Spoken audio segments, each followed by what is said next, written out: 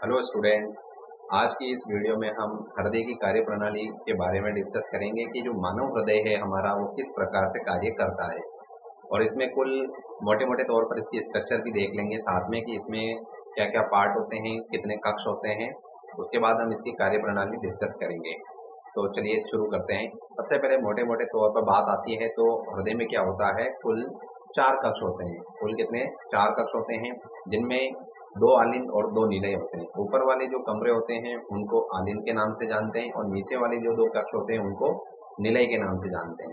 तो ऊपर वाला जो बाईं साइड का आलिंद होगा उसको बायां आलिंद कह देंगे, और जो नीचे वाला इसी तरफ बायां जो पार्ट होगा उसी तरफ में जो नीचे वाला कक्ष होगा उसको निलय कहेंगे, और बाईं ओर होगा तो उसको बायां निलय कह देंगे। इसी प्रकार से ऊपर वाला कक्ष दायां आलिंद और नीचे वाला कक्ष दायां निलय, यानी 2 आलिंद और 2 निलय। ठीक है। इसके बाद हम आगे बात करते हैं कि इनमें मुख्य रूप से जो इसकी शिराएं और धमनियां होती हैं उनके क्या क्या नाम हैं। तो देखते हैं रुधिर वाहिनियां कौन कौन सी है। तो सबसे पहले बात आती है महाधमनी की। ये जो महाधमनी है हमारी, ये क्या करती है कि पूरे शरीर में रुधिर को ले जाने का काम महाधमनी के द्वारा होता है। हार्ट से जो धमनी निकलती है और शरीर में रक्त ले जाने वाली पूरे बॉडी में, उसको महाधमनी कहते हैं। और इसके बाद हमारे ये जो फुफ्फुस धमनी है, फुफ्फुस धमनी का मतलब ये होगा कि ये धमनी क्या करती है, पहले आप ये समझ लीजिए। धमनी क्या करती है? रक्त ले जाने का काम करती है। क्या करती है? रक्त ले जाने का काम करती है। और शिरा क्या करती है? ये लाने का काम करता है। शिरा क्या करता है? लाने का काम करता है। तो जब फुफ्फुस धमनी है तो धमनी क्या करेगी? ले जाएगी। तो फुफ्फुस की तरफ जो रक्त ले जाने वाली धमनी है वो कौन सी हो जाएगी? फुफ्फुस धमनी हो जाएगी। और शिरा क्या करता है? रक्त लाने का काम करता है। तो फुफ्फुस शिरा क्या करेगा? पूरी बॉडी से क्या करेगा? रक्त को लाने का काम करेगा, वो फुफ्फुस शिरा करेगा। तो फुफ्फुस शिरा क्या करेगा? इस बाएं आलिंद में आकर के क्या करेगा? यहाँ पर आपके ब्लड को पूरे बॉडी से ला करके इकट्ठा करेगा। इसी प्रकार हम आगे बात करते हैं, जो जो हमारा दायां आलिंद है, दायां आलिंद है ऊपर वाला पार्ट है। और इसके ऊपर जो है शरीर के ऊपरी भाग से महाशिरा है, यानी शरीर के ऊपरी पार्ट से जो भी रक्त लाने का काम होगा वो इन शिराओं के द्वारा किया जाएगा। और इसी प्रकार से ये वाला पार्ट एक और है आपके शरीर के निचले भाग से महाशिरा। महाशिरा क्या होगा? कुल मिलाकर के बड़ी धमनी और बड़ी शिरा इस प्रकार से है। तो बड़ी जो होगी धमनी उसको महाधमनी, और शिरा जो बड़ा होगा उसको महाशिरा के नाम से जान रहे हैं। उम्मीद करता हूँ यहाँ तक आपको इसकी स्ट्रक्चर समझ में आई होगी। इसी प्रकार क्या होता है कि यहाँ पर जो आलिंद है और निलय है, इनके बीच में क्या होता है कि कपाट भी पाए जाते हैं, वाल्व पाए जाते हैं, वाल्व होते हैं। तो ये जो इस प्रकार से आपको कपाट नजर आ रहे हैं, ये क्या होते हैं?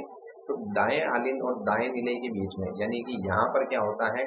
ट्राइकस्पिड, यानी ट्राइकस्पिड 3 मतलब इसमें वाल वाले वाल पाए जाते हैं जिनको ट्राइकस्पिड वाल कहते हैं।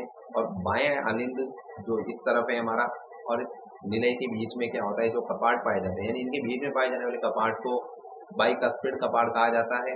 और दाएं आलिंद और दाएं निलय के बीच में पाए जाने वाले वाल को क्या कहा जाता है? ट्राइकस्पिड वाल कहा जाता है। ये हम आगे भी डिस्कस करेंगे। और इसी प्रकार से जो ये हमारी महाधमनी है, तो धमनियों में भी क्या होता है? कपाट पाए जाते हैं।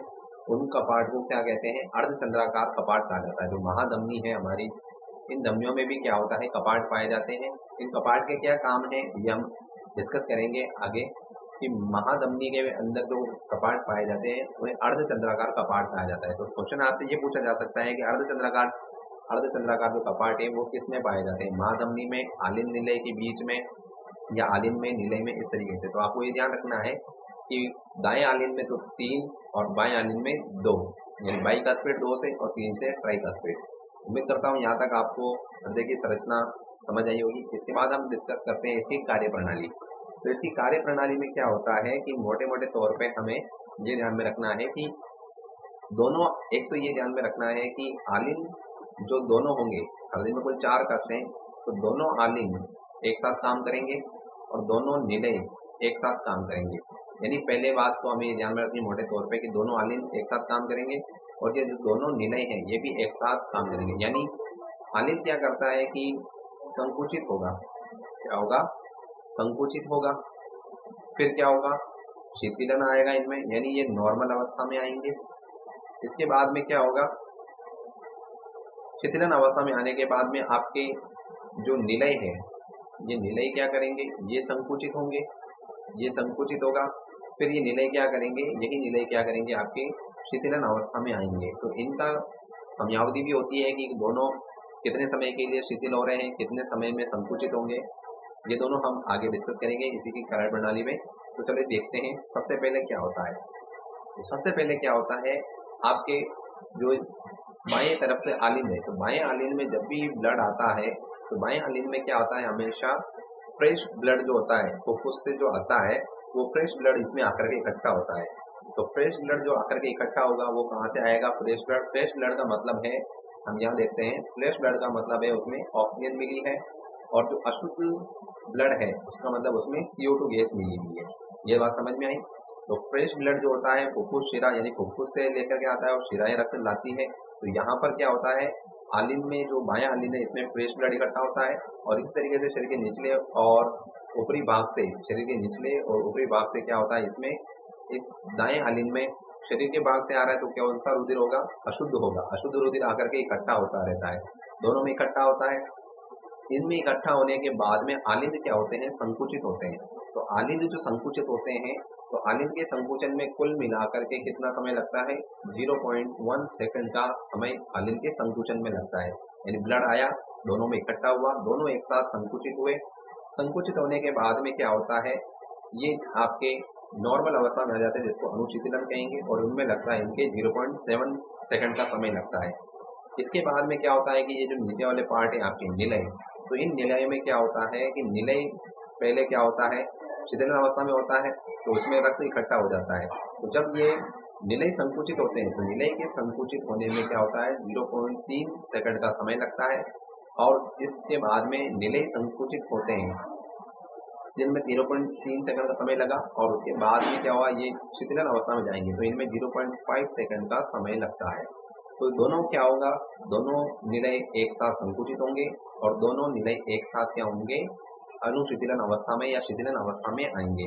तो इसके बाद में क्या होता है कि अब ये ब्लड जो आता है, तो वो तो दोनों आलिंद में एक साथ आया। बाएं आलिंद में हमारे बाएं आलिंद में जो ब्लड आ रहा है वो किसके द्वारा आ रहा है, फुफ्फुस शिरा के द्वारा आ रहा है। और दाएं आलिंद में शरीर के द्वारा जो ब्लड आ रहा है महाशिराओं द्वारा, तो वो कौन सा है, अशुद्ध रक्त है, शरीर के ऊपरी भाग से और निचले भाग से आ रहा है। इसके बाद में क्या होता है, जो निलय है वो संकुचित होंगे। तो निलय संकुचित है तो बाएं आलिंद से बाएं निलय में ब्लड आया, ये भी क्या होगा, ऑक्सीजन युक्त ही होगा। तो ये यहाँ से क्या करता है विद्यार्थियों, ये महाधमनी यहाँ से निकलती है, ये बाएं निलय से ये वाला जो रास्ता है ये बाएं निलय से जुड़ी होती है। तो ये महाधमनी क्या करता है, फ्रेश ब्लड होता है इसमें, तो ये फ्रेश ब्लड महाधमनी के द्वारा, यानी इस महाधमनी के द्वारा क्या होता है, फ्रेश ब्लड पूरे शरीर में पहुंचाने के लिए चला जाता है। इसमें परिसंचरण के द्वारा महाधमनी द्वारा जाता है, तो यहाँ से चला गया। और ये जो फ्रेश ब्लड था ये हमारा कौन सा था, ऑक्सीजन युक्त।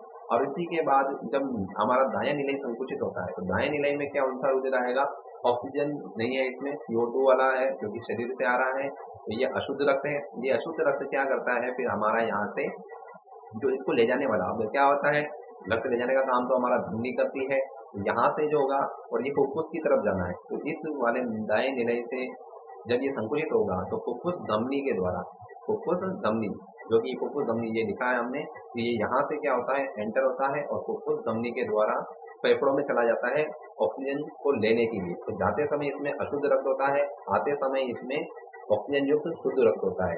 तो इस प्रकार से जो ये हृदय की कार्य प्रणाली है ये कंप्लीट होती है। और इसमें टोटल इस प्रोसेस में क्या होता है, ब्लड क्या होता है हमारा हार्ट में 2 बार एंटर करता है। तो एक बार तो वो तब करता है जब इसमें फ्रेश ब्लड होता है, और एक बार तब करता है जब इसमें अशुद्ध रक्त होता है। तो इस प्रकार से क्या होता है कि हमारा जो मानव का हृदय परिसंचरण है इसमें टोटल 2 बार ब्लड जो होता है वो हृदय से होकर के गुजरता है। तो हृदय से होकर के गुजरता है, इस वजह से इसी को क्या कहते हैं, दोहरा परिसंचरण तंत्र कहते हैं। उम्मीद करता हूँ आपको बात समझ आ रही होगी और हृदय की कार्य प्रणाली समझ आई होगी। कुछ इंपॉर्टेंट फैक्ट्स हम आगे देखते हैं, तो वो कौन कौन से हैं। चलिए आगे बढ़ते हैं। तो सबसे पहले हम कुछ इंपॉर्टेंट तथ्य को डिस्कस कर लेते हैं कि दाएं आलिंद, दायां जो हमारा आलिंद है, जो हमारे बाएं हाथ की ओर होगा, यानी हमारा जो दायां होगा वो हार्ट में उल्टा होगा, ठीक है। तो दाएं आलिंद और दाएं निलय के रंध्र पर, यानी इनके क्षेत्र के ऊपर कौन से हैं, ट्राइकस्पिड कपाट पाए जाते हैं, या ट्राइकस्पिड वाल भी कह सकते हैं। इसी प्रकार बाएं आलिंद और बाएं निलय के ऊपर कौन सा होगा, बाइकस्पिड कपाट, जो हमने पहले भी डिस्कस किया था, बाइकस्पिड कपाट पाए जाते हैं। तो ये आपसे पूछा जा सकता है एग्जाम में। अब इनमें क्या होता है कि जो ये हृदय की जो धड़कन है ये स्टार्ट किस प्रकार से हुई, तो एक नोडल ऊतक होता है जिसके टिश्यू जो है आपके सबसे इंपॉर्टेंट है, आपको पूछा जा सकता है ये कि दाएं आलिंद के दाएं कोने पर, यानी दाएं आलिंद है दाएं कोने पर ऐसे एन नोड, यानी ऐसे नोड जो उपस्थित होता है ये नोड पाया जाता है। ये नोड पाया जाता है, इसको शिरा आलिंद पर्व भी कहते हैं, और इसी को क्या कहते हैं, पेसमेकर, गति निरोधक या गतिरोधक, इस प्रकार से, माफ कीजिएगा निरोधक नहीं कहते हैं, ये गति को बढ़ाने वाला है। तो यही क्या करता है, हृदय की गति को क्या करता है, कंट्रोल करता है, जिसको ऐसे नोड कहते हैं, ऐसे नोड कहते हैं, और हिंदी में क्या कहेंगे, शिरा आलिंद पर्व कहते हैं। तो ये क्या होता है, नोडल ऊतक का पार्ट होता है, एक पार्ट यहाँ होता है और एक और पार्ट एबी नोड के नाम से होता है। तो ये क्या करता है, सबसे इंपॉर्टेंट ये क्या होता है, एक छोटी सी स्ट्रक्चर के रूप में, घुंडी के रूप में क्या होता है, दाएं आलिंद के दाएं कोने पर उपस्थित होता है, और ये हृदय की जो गति है, स्पीड है, उसको क्या करता है, कंट्रोल करने का काम करता है। इसी वजह से इसको क्या कहते हैं, पेसमेकर कहते हैं। उम्मीद करता हूँ यहाँ तक आपको बात समझ आई होगी। यदि इसी जो नोडल ऊतक है उसका जो दूसरा पार्ट है वो आपके दाएं आलिंद के इस वाले पॉइंट में, चौथे नंबर के पॉइंट में, दाएं आलिंद के नीचे कोने पर आलिंद निलय के पट पर पाया जाता है, आलिंद और निलय के पट पर पाया जाता है।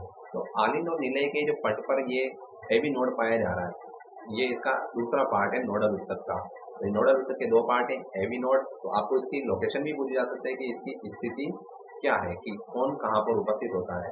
तो ये ध्यान रखें, आलिंद निलय के पट पर उपस्थित होता है एबी नोड, और ऐसे नोड जो आपके दाएं आलिंद के ऊपरी कोने पर उपस्थित होता है। अब आती है बात हृदय स्पंदन दर, यानी हृदय जो है वो एक बार में कितनी बार धड़कता है। तो वो जो टोटल है वो हमारे 70 से 75 बार धड़कता है। औसतन देते हैं तो ये 72 बार, एक बार जो एक मिनट में है वो 72 बार धड़कता है। और इसके बाद इनमें कितना समय लगता है, आलिंद के निलय के संकुचन में हमने पहले भी डिस्कस किया था। तो आलिंद के संकुचन में 0.1 सेकंड का समय लगता है, और आलिंद के अनुशीतलन यानी नॉर्मल अवस्था में आने में 0.7 सेकंड का समय लगता है, और 0.8 सेकंड में ये एक चक्र, एक स्पंदन पूरा हो जाता है। तो आपसे पूछा भी जा सकता है एक स्पंदन में टोटल कुल समय कितना लगता है, तो 0.8 सेकंड का समय लगता है। इसी प्रकार से इतना ही समय निलय के संकुचन में और निलय के अनुशीतलन में लगता है। तो यहाँ तक हमारा हृदय की जो धड़कन है वो किस प्रकार से काम कर रही है, कितना समय ले रही है, एक मिनट में कितनी बार धड़कती है, और इससे पहले हमने डिस्कस किया था कि हृदय की जो कार्य प्रणाली है वो किस प्रकार से काम करती है। दूसरा हमने ये देखा कि हृदय के अंदर कौन कौन से पार्ट हैं और कौन कौन सी रक्त वाहिनियां हैं और उनके क्या क्या काम हैं। ठीक है, उम्मीद करता हूँ विद्यार्थियों यहाँ तक आपको ये टॉपिक समझ आया होगा और कुछ इंपॉर्टेंट फैक्ट्स पता चले होंगे आपको।